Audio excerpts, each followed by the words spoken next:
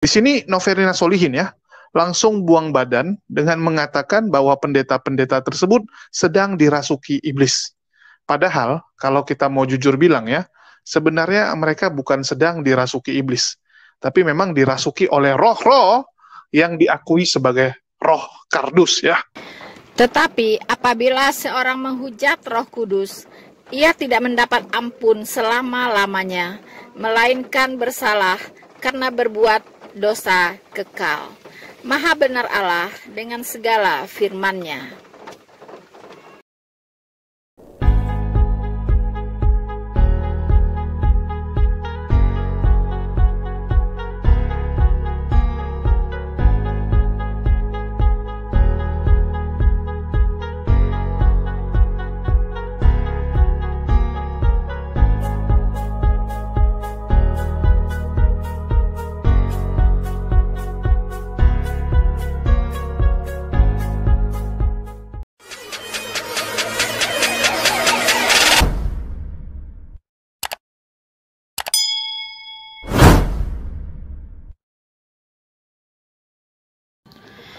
Saudara-saudaraku yang terkasih di dalam Tuhan, bertemu kembali dengan saya Rina Solihin dalam channel Rina Menjawab. Teman-teman, kali ini saya akan mengomentari balik komentar dari Julius ya, HMC Channel, tentang video saya yang dia komentari teman-teman, yang berjudul Pendeta-pendeta Bikin Malu. Nah, saya melihat komentarnya Julius ini itu sangat licik ya, sangat licik, dan dia sangat pintar bersilat lidah teman-teman ya. Jadi dia memutarbalikkan apa yang saya katakan, kemudian dia juga memframing ya bahwa ajaran kekristenan itulah yang dilakukan oleh para pendeta yang saya bahas itu teman-teman. Jadi berarti Julius ini mengatakan bahwa yang merasuki Rudolf Tobing, seorang pendeta yang baru saja viral teman-teman, yaitu membunuh jemaatnya yang dimasukkan ke dalam plastik ya, dan juga pendeta Gilbert Limondang yang membela pembunuh PC dan Sambo. Kemudian juga ada beberapa pendeta yang mencabuli murid-muridnya teman-teman ya. Kemudian ada lagi pendeta yang mencabuli jemaatnya dengan melakukan pengudusan kelamin ya teman-teman. Itu semua adalah pendeta-pendeta sesat, dan saya katakan mereka itu dirasuki oleh roh iblis. Dan si Julius ini mengatakan itu bukan roh iblis, tapi itu adalah roh kardus katanya. Yang dia maksud adalah Roh Kudus ya. Dengan menghujat Roh Kudus, dia memberi nama Roh Kardus teman-teman. Wow, Anda sudah melakukan dosa yang kekal ya Julius. Anda sudah melakukan dosa tak berampun ya dengan menghujat Roh Kudus. Anda tidak bisa membedakan mana roh iblis, mana Roh Kudus ya. Makanya Anda berkata demikian. Pantesan di dalam diri Anda itu dipenuhi oleh roh iblis, karena Anda tidak bisa bedakan mana roh iblis, mana Roh Kudus. Ya, Anda tidak tahu Roh Kudus itu adalah roh Allah. Roh yang kudus itu pasti tidak melakukan yang namanya percabulan. Roh Kudus itu tidak melakukan yang namanya pembunuhan. Ya, otak Anda ada di mana? Ya, saya kira Anda kurang waras dan sebaiknya Anda ke psikiater atau ke dokter penyakit jiwa ya, karena tidak bisa membedakan mana roh Allah atau Roh Kudus dan mana roh iblis. Pantasan Anda ini penghujat nomor wahid ya, dan bersilat lidah ya. Lidah Anda begitu lentur mengucapkan fitnahan, memutarbalikkan kebenaran ya, memutarbalikkan fakta. Ya, saya sudah sedikit tahu tentang Anda dan saya pelajari bagaimana sebenarnya Anda ini. So teman-teman, kita akan melihat seperti apa komentar dari Julius ini dalam bersilat lidah, dan biarlah firman Tuhan yang menjawab dia semuanya. Mari teman-teman, semangat ya, tetap semangat, saksikan video ini sampai selesai. Jadi si Noverina Solihin ini ya menyatakan bahwa memang di Kristen ini banyak sekali setan-setan dan juga pendeta-pendeta busuk ya, yang membuat orang Kristen ini ya makin hari makin makan tak sedap, tidur pun tak bisa sleeping ya. karena dipermalukan terus. Dan banyaknya pendeta-pendeta yang menunjukkan ajaran kasih yang sesungguhnya. Julius, ya. Wow, Anda ini benar-benar ya. Lidah Anda itu betul-betul seperti lidah ular ya. Lidah ular tahu ya. Kecil ya, tapi berbisa begitu. Ya, teman-teman. Dia mengatakan bahwa di kekristenan itu memang banyak setan-setan. Saya tidak pernah mengatakan begitu, ya. Saya tidak pernah mengatakan seperti itu di video saya. Dia menambahkan sendiri, teman-teman, ya. Dan dia menambahkan lagi bahwa itulah ajaran kasih yang sebenarnya, ya, yang dipertontonkan oleh pendeta-pendeta yang saya bahas itu, ya, teman-teman, yaitu pendeta cabul, pendeta pembunuh, ya kan, dan pendeta pendukung kejahatan, teman-teman. Itulah bedanya kita dengan mereka.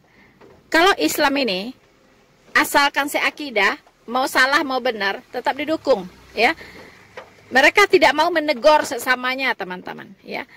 Mereka selalu menutupi kesalahan sesamanya. Tetapi kalau kita Kristen beda, ya.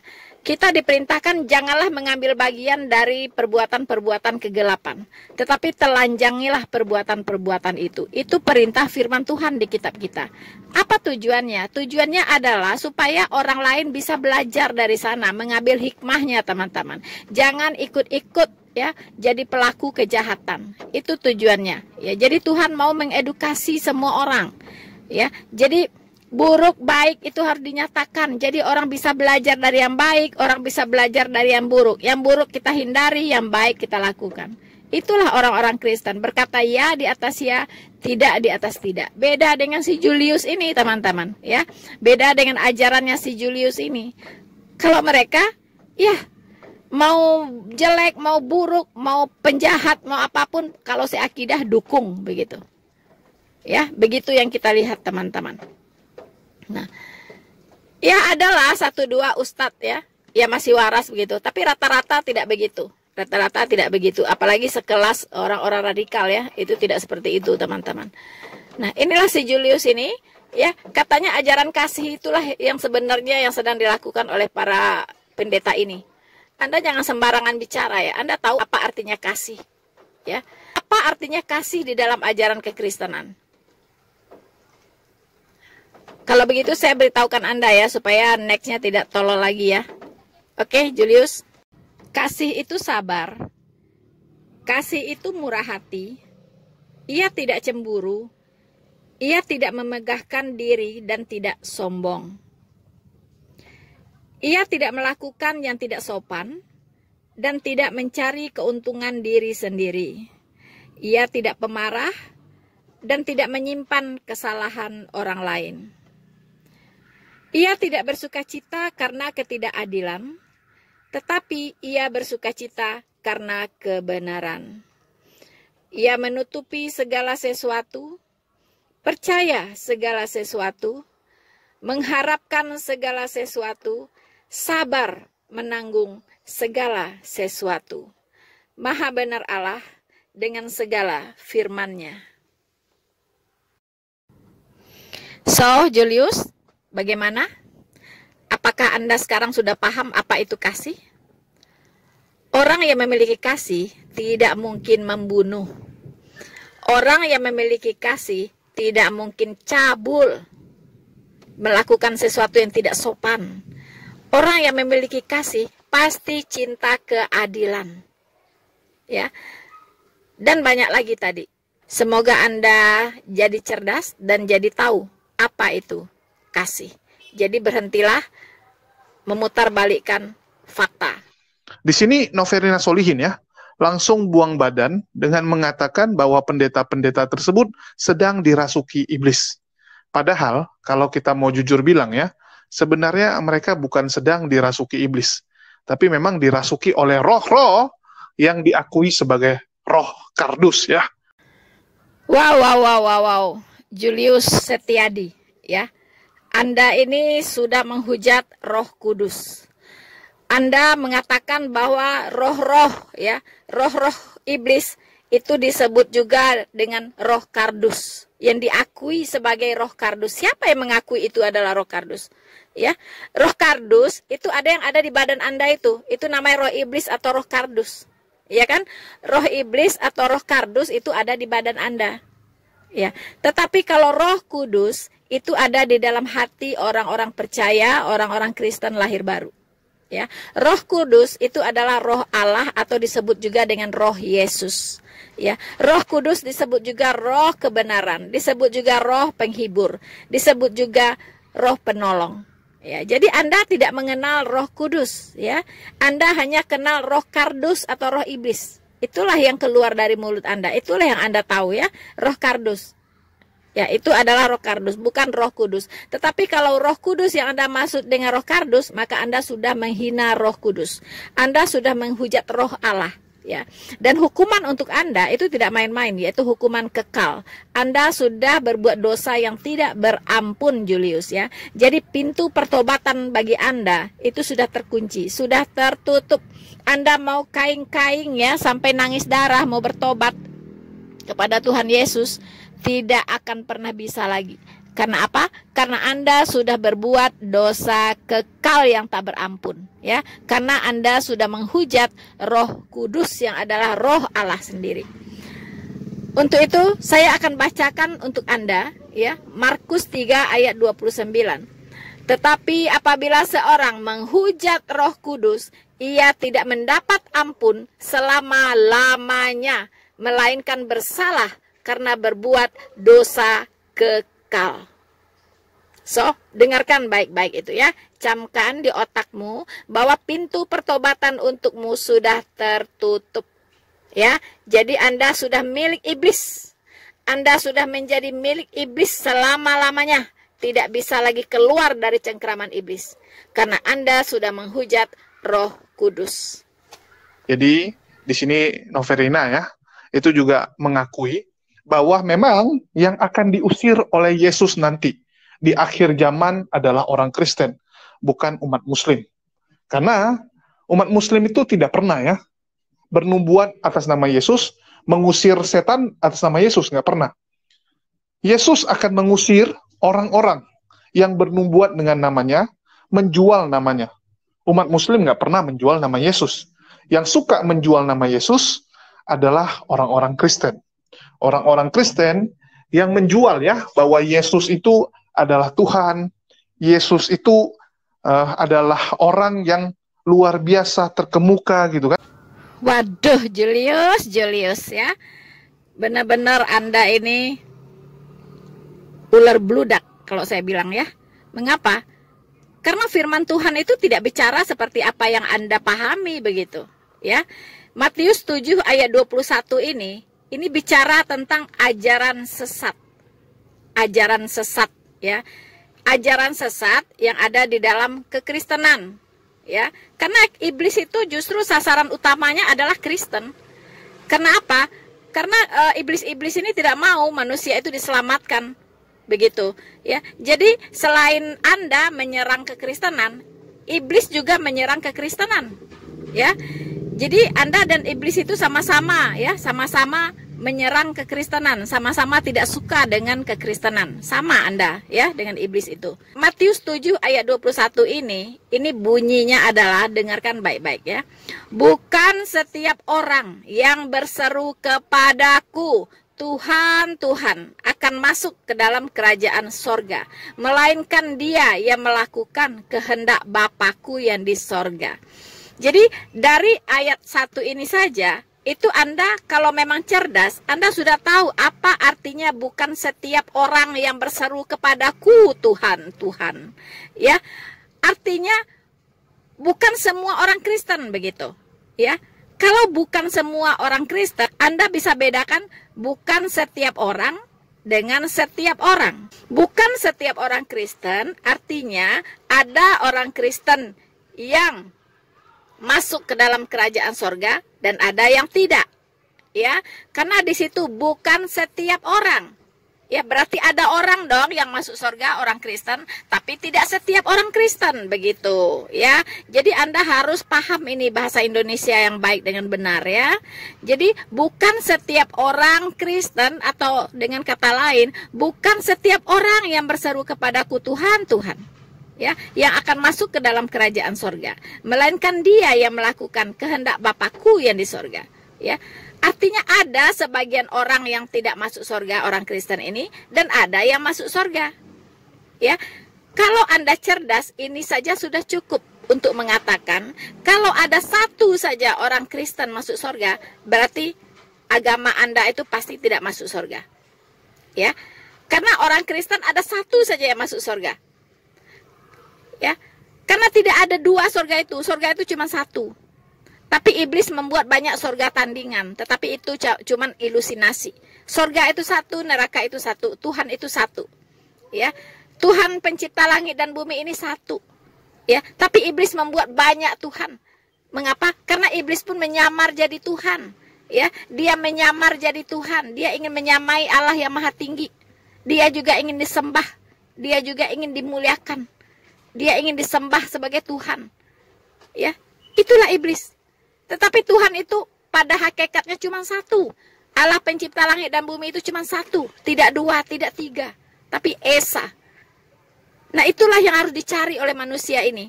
Makanya manusia itu diberikan pikiran dan akal budi. Itu yang membedakan dia dengan binatang. Ya, dengan akal budi dan pikiran ini, ya, kemudian Tuhan juga meninggalkan firman-Nya, yaitu kitab suci. Manusia itu harus sudah bisa menemukan mana Allah yang satu itu, yang pencipta langit dan bumi itu. Ya, pergunakan akal budi dan pikiran, pergunakan kitab suci, selidiki mana Allah yang benar. Jadi di sini Anda jangan sembarangan bicara, ya, bahwa semua orang Kristen pasti itu nggak masuk surga, begitu ya. Karena di sini dibilang, Anda mengatakan semua orang yang memanggil-manggil Yesus Tuhan itu pasti nggak masuk surga. Bukan itu maksud ayat ini. Orang Kristen yang masuk surga itu adalah orang Kristen yang melakukan kehendak Bapakku yang di surga. Artinya orang Kristen itu ada loh yang masuk surga. Ya, yaitu mereka yang melakukan kehendak Bapakku yang di surga. Anda tinggal cari tahu kehendak Bapa itu apa. Ya, kalau kita cari tahu kehendak Bapa itu adalah, yaitu harus percaya kepada Dia. Ya, yaitu siapa? Yesus Kristus. Pada hari terakhir banyak orang akan berseru kepadaku, Tuhan, Tuhan, bukankah kami bernubuat demi namamu, dan mengusir setan demi namamu, dan mengadakan banyak mujizat demi namamu juga. Ya, pada waktu itulah aku akan berterus terang kepada mereka dan berkata, aku tidak pernah mengenal kamu, enyalah daripadaku, kamu sekalian pembuat kejahatan. Siapa ini yang dimaksud? Apakah semua orang Kristen yang mengusir-ngusir setan ini? Tidak, ya. Mereka ini adalah orang-orang yang masih mengaku-ngaku memiliki karunia bermujizat, ya. Masih mengaku-ngaku memiliki karunia mengusir setan, bernubuat dan sebagainya. Ya. Jadi ini adalah pengajaran-pengajaran yang sudah tidak ada lagi sebenarnya, ya. Makanya judulnya di sini perikopnya adalah pengajaran sesat. Kalau Anda mau tahu, jabatan kerasulan, jabatan nabi itu sudah tidak ada lagi, ya. Setelah Alkitab selesai ditulis, pewahyuan berhenti. Pewahyuan terakhir berhenti di Pulau Patmos, ya, yaitu yang disampaikan kepada Rasul Yohanes. Itulah Wahyu 22 ayat 21. Itu wahyu terakhir dari Allah. Setelah itu Allah tidak pernah berwahyu lagi, tidak pernah berfirman lagi kepada siapapun, baik lisan maupun tulisan, tidak ada lagi. Ya, jadi kalau ada masih orang bernubuat, itu sudah nggak benar, itu sudah sesat, ya, itu sudah melakukan kejahatan. Nubuat itu adalah sama dengan firman. Di Alkitab, para nabi bernubuat, rasul bernubuat, itu yang disampaikan adalah firman Tuhan. Ya, sementara Alkitab sudah ditutup, sudah dikanonkan, tidak ada lagi nubuat-nubuat, tidak ada lagi karunia-karunia kerasulan. Karena karunia kerasulan, karunia mengusir setan, karunia bermujizat, karunia bernubuat, itu adalah karunia-karunia yang diberikan oleh Allah kepada para nabi dan rasul. Mengapa? Yaitu dengan tujuan untuk meneguhkan firman yang disampaikan oleh Allah. Karena pada saat itu Alkitab belum selesai dituliskan. Jadi bagaimana Anda bisa percaya kepada Rasul Paulus? Ya, kalau dia tidak diberikan karunia melakukan mujizat oleh Allah. Itulah sebab sapu tangan Rasul Paulus aja kalau dikibaskan itu bisa menyembuhkan orang sakit. Itulah yang diberikan kepada para rasul dan juga kepada rasul-rasul yang lain. Itulah tanda bukti kerasulan mereka. Mr. Julius ya. Jadi ini yang dimaksud di ayat ini. Oke? Jadi nggak ada hubungannya dengan Islam ya. Sekarang kita berpikir sehat. Kita berpikir sehat. Ayo pakai logika sehat Anda. Pakai logika sehat Anda. Jika orang yang berseru-seru kepada Tuhan Yesus, Tuhan, Tuhan saja sudah ada yang tidak masuk kerajaan sorga, apalagi yang tidak berseru-seru, itu sudah pasti tidak masuk kerajaan sorga. Ya, ayo logika sehatnya dipakai. Jika yang berseru-seru kepada Tuhan Yesus saja ada yang tidak masuk sorga, apalagi yang tidak berseru-seru kepadanya sebagai Tuhan, Tuhan, Tuhan, ya. Itu sudah pasti tidak masuk surga. Ya, karena di sini ada melainkan dia yang melakukan kehendak Bapakku yang di sorga. Ya, jadi orang Kristen yang melakukan kehendak Bapa di sorga yaitu percaya kepada Yesus Kristus sungguh-sungguh dan melakukan apa yang diajarkan oleh Tuhan Yesus, dia pasti masuk sorga. Ya, dia pasti yaitu percaya sungguh-sungguh, bertobat sungguh-sungguh kepada Tuhan Yesus.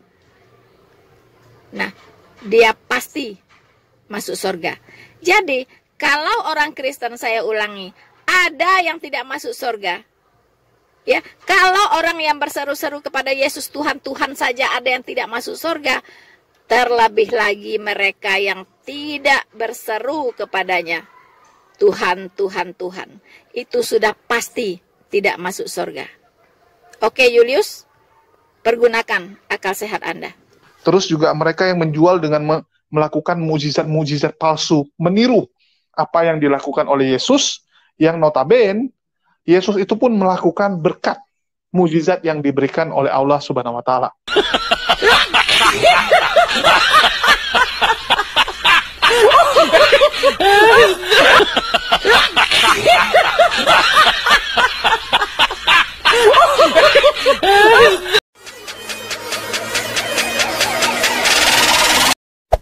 Hey there. Subscribe to my channel. And also press this bell icon.